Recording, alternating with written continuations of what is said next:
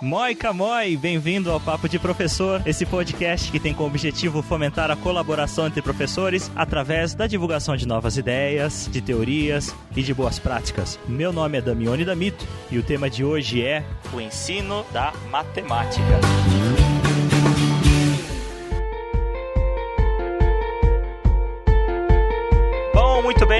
Muito bem, eu não estou aqui sozinho hoje, caso você não lembre que a gente falou nos episódios passados. Nesse momento eu me encontro na cidade de Hämeenlinna, no interior da Finlândia. Eu estou aqui conhecendo um pouquinho mais as novas práticas do sistema finlandês de ensino, conhecendo novas teorias educacionais, e foi daí inclusive que surgiu o podcast Papo de Professor. E eu tenho alguns convidados muito especiais que eu vou apresentar para vocês. O primeiro que eu gostaria de apresentar é um velho conhecido, já esteve conosco em outros episódios passados, é o Diego Lieban. Olá, professor! Olá, gente, tudo jóia? O professor Diego trabalha na área de matemática, é professor dessa... Como que eu falo, Diego? Dessa ciência maravilhosa, brilhante, sensacional, estupenda. Que é a matemática. Então nós estamos aqui reunidos virtualmente, isso é um conceito novo já, propiciado pela tecnologia. Olha que coisa linda a tecnologia, parabéns. Palminhas.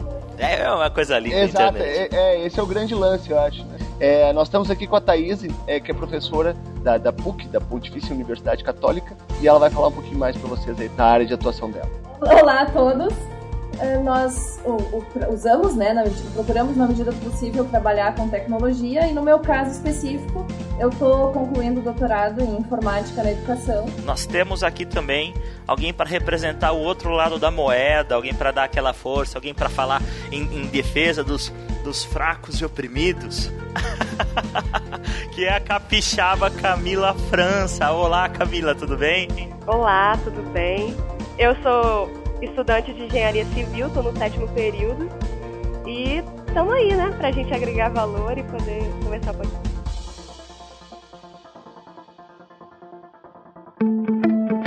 Audio Jungle.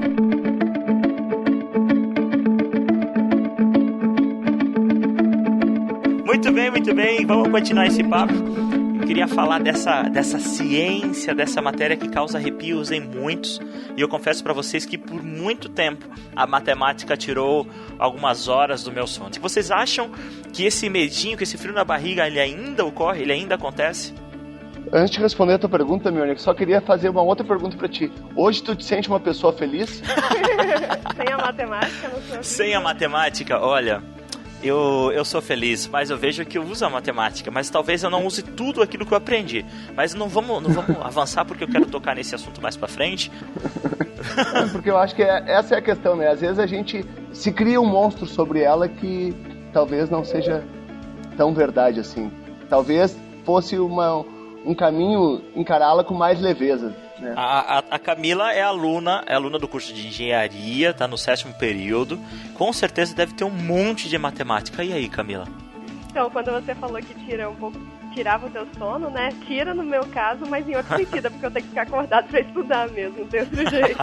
Porque eu trabalho durante o dia, então a hora de estudar é de madrugada. Quantas vezes eu virei noite, inclusive de álgebra linear, viu, Thaísa? É com você aí.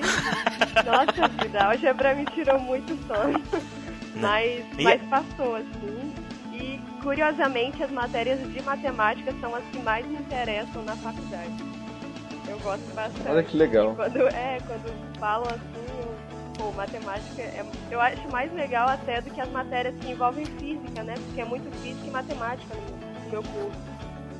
Eu gosto mais da matemática. Uma declaração de amor, linda só, matemática. Tá muito bom. Vou colocar um furo romântico pra você falar isso, Camila. Foi bonito isso. E aí, Thaísa? Não, então, o que eu ia comentar é o seguinte, eu acredito sim, tá, que exista esse medo, né, que tu estavas comentando, mas eu acho que, no meu caso, por exemplo, que trabalho com alunos de ensino superior, né, é complicado porque as pessoas já vêm com esse trauma, né? E, assim, a gente é comprovado, inclusive isso entrou na minha pesquisa do Comitê agora, que as principais dificuldades dos alunos em matemática e em cálculo, aquela reprovação em massa que todo mundo sabe que acontece, né? ela é basicamente por falta de conteúdos anteriores que as pessoas deveriam saber e não sabem. Então, se a gente analisa assim, o que o pessoal está errando, aparecem coisas de ensino fundamental e ensino médio sempre, e em muito maior quantidade. Tá? Então, então eu acho assim que o problema é na base, tá? Isso para mim é muito claro. Mas é claro que a gente pode, de certa forma, tentar melhorar isso depois, né? E eu acho que a tecnologia é uma grande aliada para isso. Porque eu, por exemplo, na minha aula de cálculo, eu não tenho tempo de ficar ensinando o pessoal a somar frações. Mas eu posso fazer isso à distância, usando um objeto de aprendizagem ou usando algum outro recurso assim, né? E comprovei também já que a utilização desse tipo de coisa dá resultado. Ótimo, você tocou num assunto muito interessante, Thaisa. E aí, você falou que o problema está lá na base, o aluno ele já deveria chegar sabendo coisas que ele não sabe. E aí eu devolvo uma bomba para vocês, uma pergunta que eu não sei qual é a resposta. Aonde vocês acham que está o gargalo? Onde que está o problema? É o professor que não ensina ou o aluno que não aprende? Caramba, isso é bem complicado. Eu acho que o investimento, né, ele é pouco, daí o professor ele fica desmotivado, às vezes, a se aprofundar mais e a criar novos métodos mesmo para ensinar. E, em contrapartida, o aluno também, talvez haja muito desinteresse. Não sei se é pelo método do professor, é difícil, assim. Mas, só para pontuar uma coisa que a Thaisa falou, que é a questão da base, eu vi isso nitidamente. Esses dias eu fui ajudar um amigo meu, né, em cálculo 1, e eu já acabei os cálculos.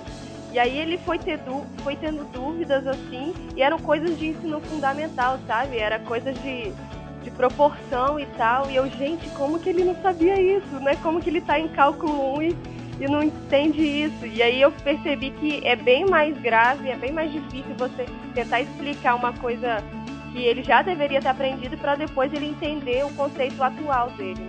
E outra coisa que eu estava tentando comentar com o colega antes, é muito mais difícil de desconstruir alguma coisa que a pessoa tenha mal formada do que começar do zero.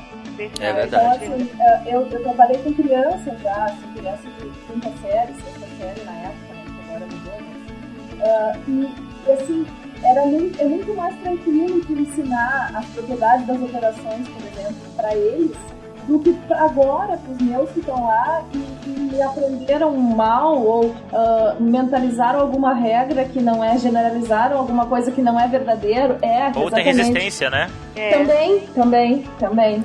Ou E outra coisa, a gente vê assim, não sei se vocês já repararam, mas sobre a pergunta da Mione, vocês já notaram que as crianças bem pequenas em geral gostam de matemática? É verdade. É verdade. E depois, dali um pouco começa a ficar um bicho papão. Isso é quando elas descobrem o que é matemática, não é? Eu acho que isso tem a ver com o modelo de ensino. Eu faço coro ao que a Thaisa disse e o que a Camila trouxe também sobre a questão até de motivação dos professores, mas eu acho que a gente ainda está muito pautado num ensino pragmático, e é isso que a Thaisa traz aí sobre, né, a espontaneidade da criança vai sendo O que você quer dizer com o ensino pragmático, Diego? Se prepara o aluno para a prova, né? A resolver uma operação, uma equação que seja, dependendo do nível de ensino, para prova, sem às vezes dar o caráter prático daquilo, sabe? Ou aplicado. Acho que é justamente esse um dos gargalos do ensino, e isso não é só da matemática, né, Diego? Eu acho que em muitas áreas do conhecimento, quando os alunos estão sentados na sala de aula para aprender, eles têm uma grande dificuldade de associar aquilo que está sendo ensinado com a vida real.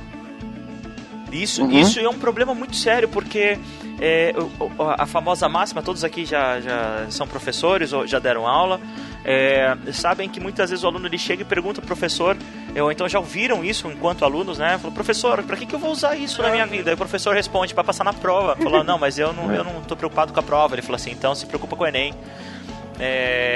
Então... acaba estando errado do mesmo jeito.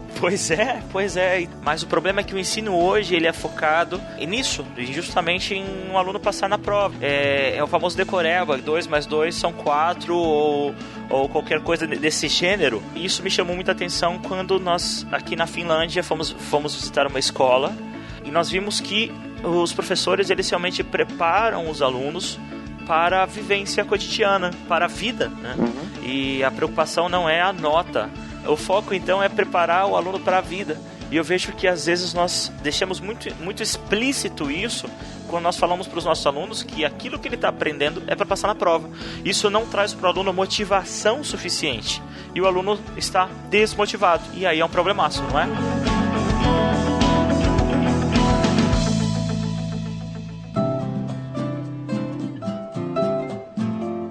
Me perdoem, ouvintes, não é modismo, mas vocês sabem, nós estamos fora do Brasil, então por isso às vezes a gente usa termos em inglês, porque são assim como são passados para nós e às vezes ainda, inclusive esse termo que eu vou usar agora, eu não sei como ele é em português, mas é o burnout. O burnout é o termo que a psicologia dá para essa sensação que o professor tem de sobrecarga, de exaustão, né, que ele se sente realmente burnout, né, ele se sente exausto, ele e isso faz com que ele perca o interesse também na atividade do ensino, na preparação, porque ensinar não é só entrar na sala de aula e contar história, né? Porque o professor ele tem o papel de inspirar. Se o professor não está inspirado, uma pessoa não inspirada, ele não consegue inspirar outro. É uma coisa que eu ouvi esses dias, um professor falando, né, comigo, e aí ele falou, eu fui dar aula e tal, eu fui tentar inovar e tal, mostrar algo diferente. Daí eu ouvi alguns alunos comentando, hoje ele não deu aula, ele deu filme, ou então, hoje ele não deu aula, ele fez algo diferente e tal, e na verdade ele só queria mostrar de uma forma diferente, né? E nem sempre essa recepção do aluno é bem-vinda, assim.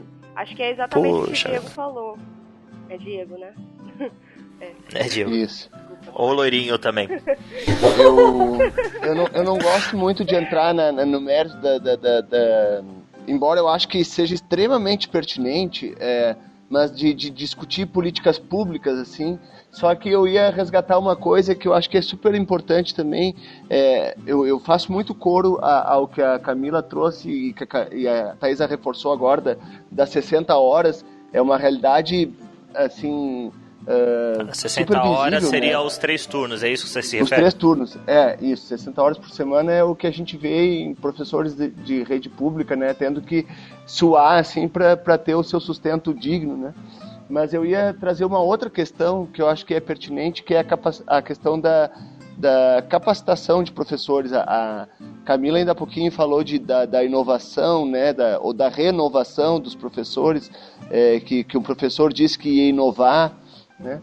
E é curioso que a gente às vezes vê que professores que se formaram, sei lá, há 15, 20 anos, desenvolvem suas mesmas, né, aulas ano após ano, assim, e eles não têm um incentivo do governo ou de políticas públicas para se renovarem, né? Ou é muito pouco que é oportunizado, ou quando é oportunizado eles não têm apoio das instituições. Isso é uma realidade que a gente se depara também. Não é regra geral, obviamente, mas acontece também. E aí eu entro nessa questão, Diego, bastante interessante. Você falou que muitas vezes os professores eles não têm esse apoio, esse investimento da instituição para que ele possa se capacitar, para que ele possa melhorar o seu ensino. E aí, agora? Então vamos sentar e vamos chorar? Ou a gente consegue, de alguma forma, nos motivar? Eu acho que está bem claro que o papo de professor já é uma resposta para isso, né?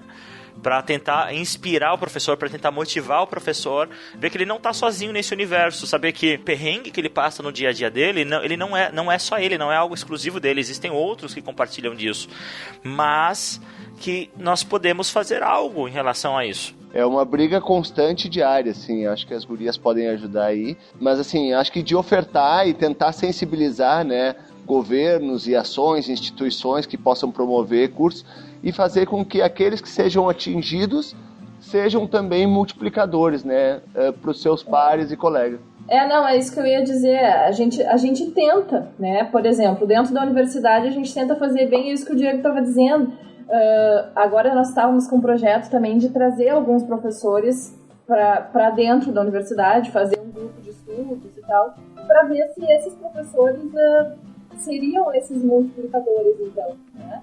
E tem gente interessada. É claro que quando a gente fala que o sistema é isso, que a pessoa dá a mesma aula há tantos anos, mas claro, não é todo mundo, né? E eu acho que a esperança é justamente esses que não são todo mundo, né? Para contagiarem os demais, assim. E acho que esses que são, na verdade, o alvo, né, do podcast Papo de Professor, porque se a pessoa ela tá acomodada, eu acho que não é com ela que a gente tem que falar, eu acho que é com quem quer realmente mudar, que é com quem quer ver a mudança acontecer, assim, na rede de educação. Exatamente. Então, você, professor, meu querido professor, que está se sentindo cansado, está se sentindo desgastado, desmotivado, né? Tem jeito, isso tem jeito. É engraçado porque quando você está desmotivado, você geralmente tende a deixar para lá, a largar a mão. No fundo, você sabe que você precisa dar um chacoalhão, mas é difícil esse processo, né? É muito difícil esse processo de levantar a bola, dar a volta por cima. E eu acho que o Papo de Professor tem essa função. Então, tamo junto. Se você quiser conversar, manda um e-mail pra gente, manda uma mensagem no post, comenta o post aí, que a gente vai trocando figurinha.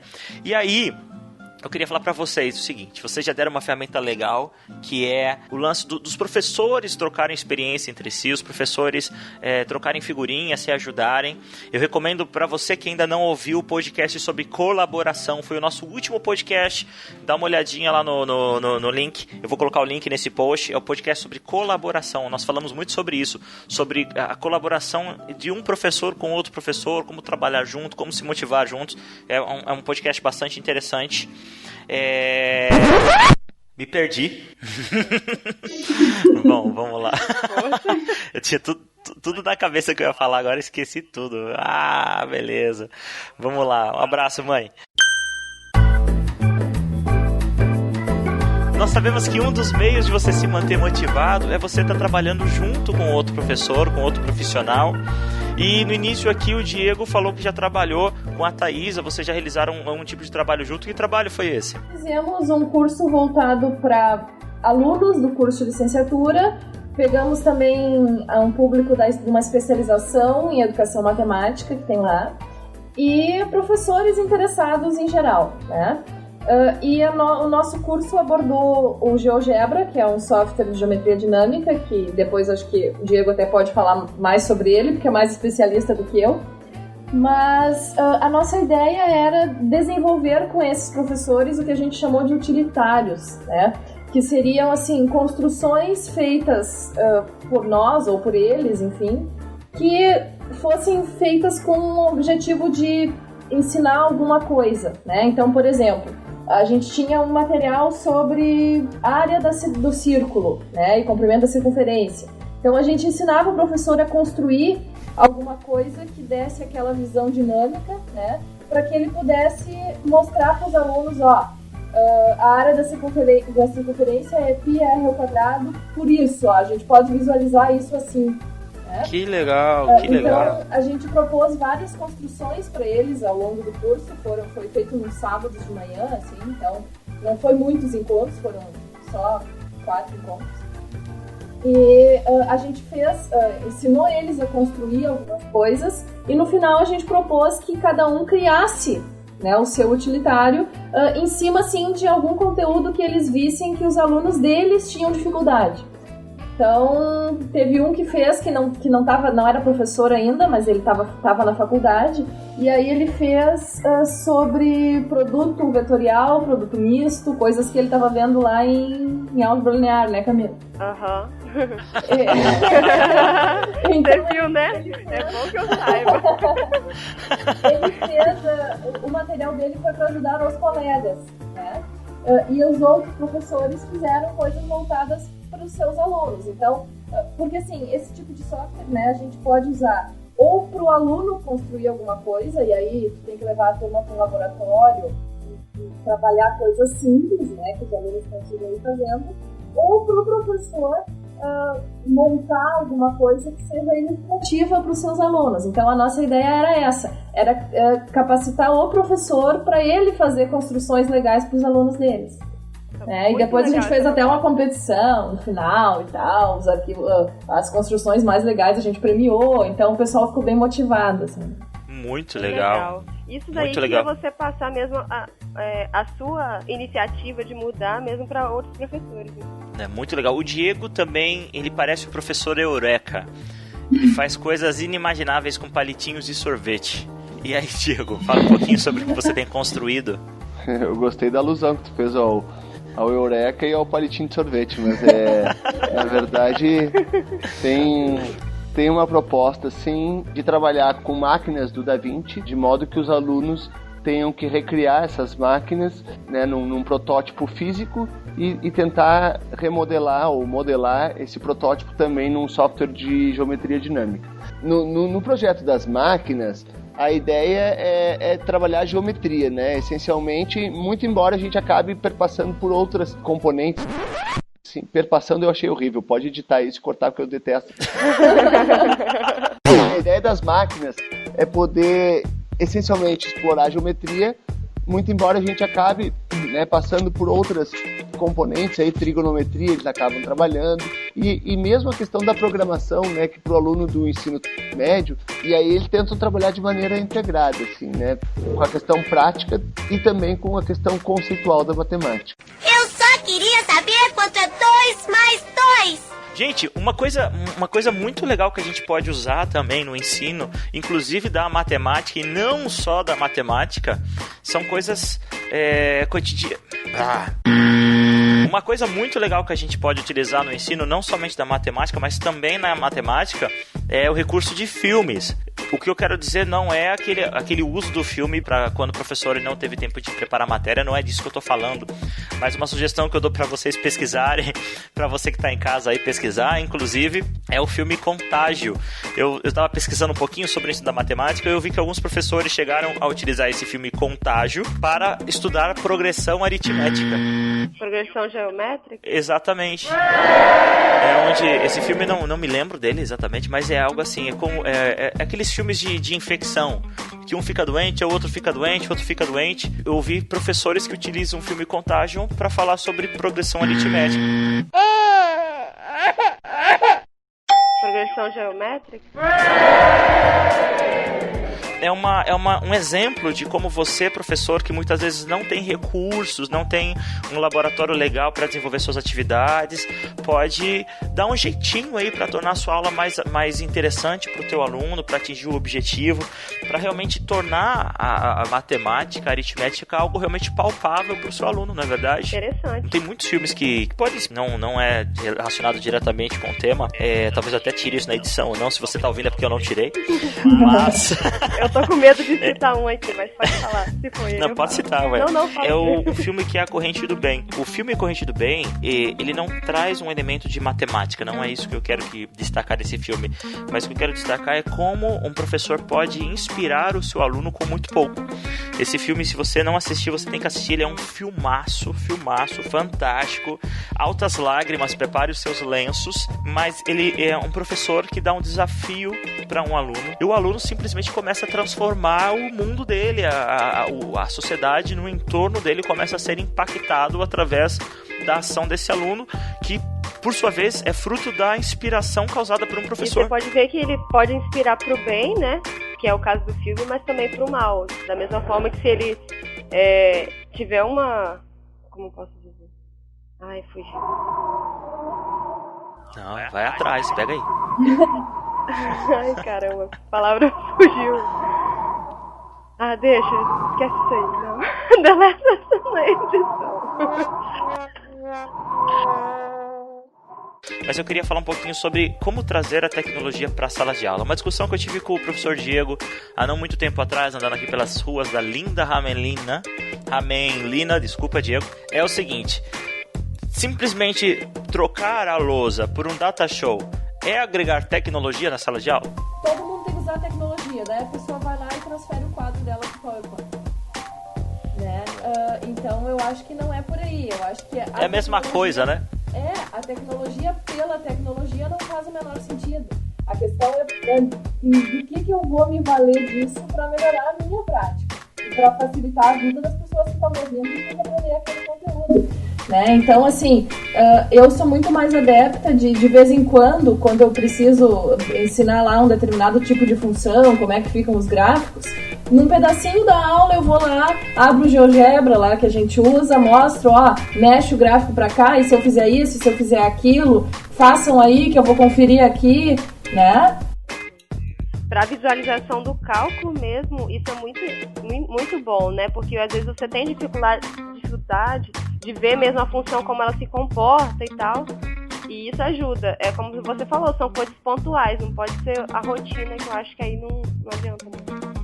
É verdade, tem que existir uma aplicação pedagógica para a tecnologia. Exatamente. É o que a Thaisa ponderou aí de uma maneira fantástica, que a tecnologia pela tecnologia não resolve. E um erro que nosso governo tem feito de maneira recorrente, eu tenho visto isso agora, é que o governo ele tem sim se preocupado em modernizar as salas de aula. Isso é devagarzinho, leva tempo, talvez o professor que esteja nos ouvindo não veja isso na escola dele, mas vai ver. Uma hora isso vai acontecer. Mas o problema é que não há uma preparação pedagógica para o uso daquela tecnologia. E aí não resolve.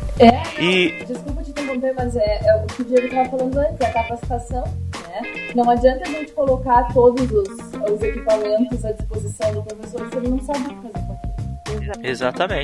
Exatamente. E aí, e tem outro problema, que às vezes quando a tecnologia vem, ela vem com uma certa resistência. Então, existe aí o famoso jargão que a tecnologia emburrece as pessoas. Um grande exemplo disso. Pois é, mas um grande exemplo disso é o uso da calculadora. A calculadora é tecnologia, gente. E ela, até 1998, ela não era indicada pelo próprio Ministério da Educação. O Ministério da Educação ele recomendava não usar calculadora na sala de aula. E aí vocês que são da área de engenharia, da área de matemática, o que vocês acham sobre o uso da calculadora na sala de aula? Eu acho que pode calcular tudo literalmente, e aí depois que joga os alunos, tá tudo certo. O que você me diz, Thaisa? Olha, eu não sou contra, tá? Mas assim, depois que a pessoa já tem uma certa maturidade, né? É claro que não faz sentido ficar fazendo cálculos imensos de números decimais com um monte de casas, se o instrumento tá ali para te ajudar, né? E foi justamente esse o consenso que chegaram na educação. E hoje não há mais resistência, né, em uso da calculadora. Não, sei. Mas por outro lado, a gente vê assim, por exemplo, esse final de semana agora, eu fui num bar e fui pagar uma conta entre duas pessoas e a gente pediu para dividir e nós dissemos quanto que ia dar e a pessoa, porque era uma conta fácil, e a pessoa não acreditou. Ela foi na calculadora. Ela disse, vocês me ganharam. Eu disse, sim, né? Claro, né? É tão óbvio. Sabe? Então, assim, eu acho que tem que ter um limite pra isso, né? É claro que um engenheiro vai usar uma HP para fazer as contas, vai usar um software, vai usar um recurso e tudo bem, mas tudo bem assim, para fazer contas complicadas, que a cabeça dele é muito mais importante para pensar naquela estrutura mental, naquela estrutura daquela conta, né, do que na calculeira em si. Mas tudo tem limite também, não vai ensinar uma criança tabuada com a calculadora, porque ela nunca vai decorar. É interessante, eu já fiz um curso técnico também, né? E um professor meu, ele sempre falava assim, não seja apenas um operador, porque geralmente o técnico ele é formado para ser técnico, né? Que é para executar. E na verdade você tem que entender o conceito daquilo. Se você tá sabendo o que a máquina tá fazendo por você, então tá tudo certo. Agora, a partir do momento que ela tá fazendo o que você não sabe fazer, aí acho que tá... Eu só queria saber quanto é 2 mais 2.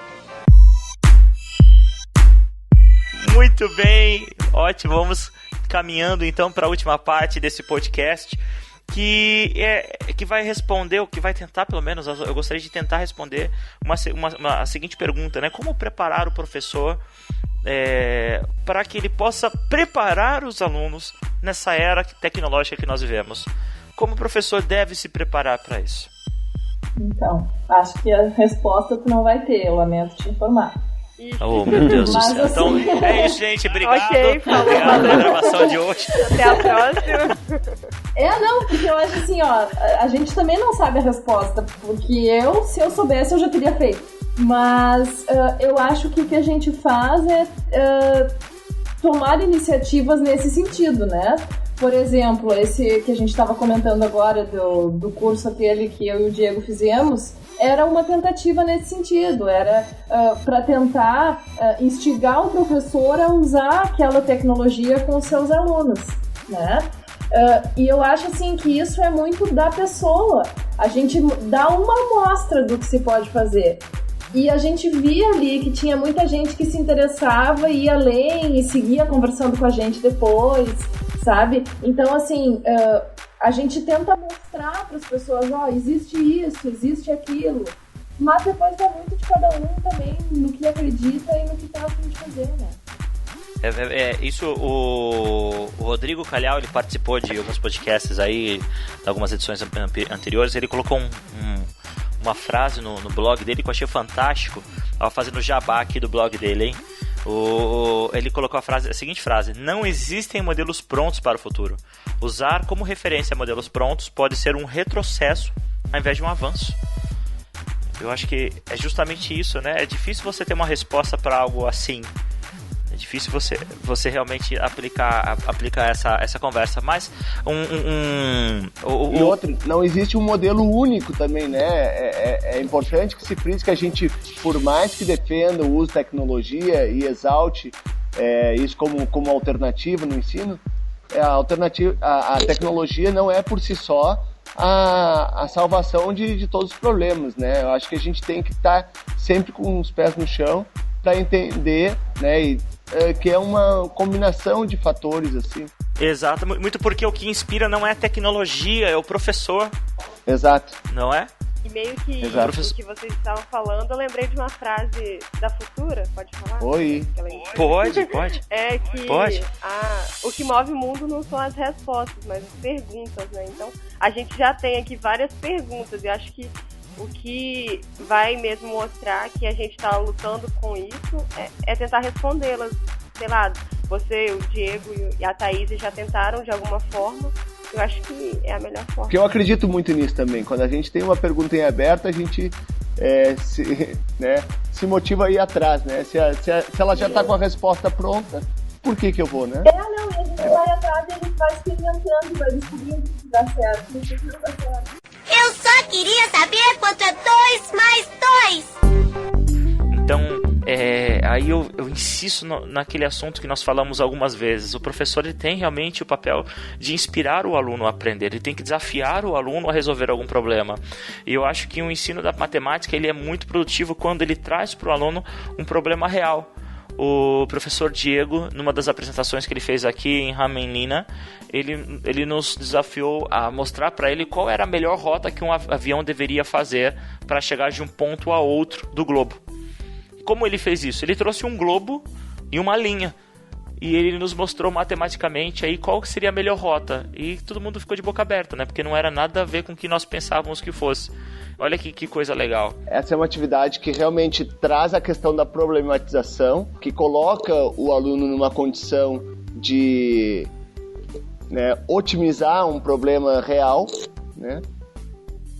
E, na verdade, a ideia da proposta é fazer o contraponto de como a gente pode abordar isso com um material concreto, né? Por isso que o Damione resgatou aí a ideia da bolinha de isopor, do globo que eu trouxe, no caso, com os alfinetes e a linha.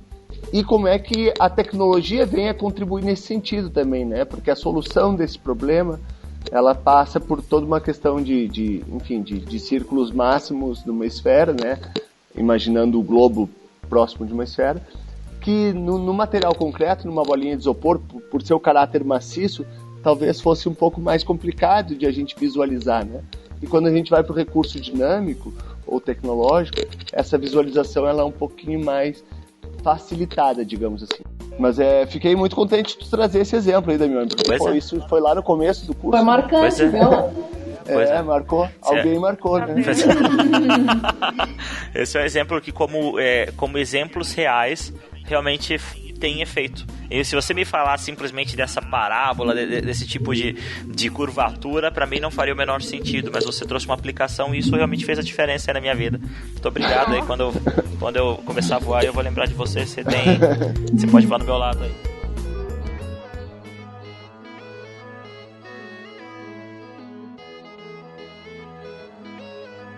Bom, gente, muito bem. Esse papo foi fantástico.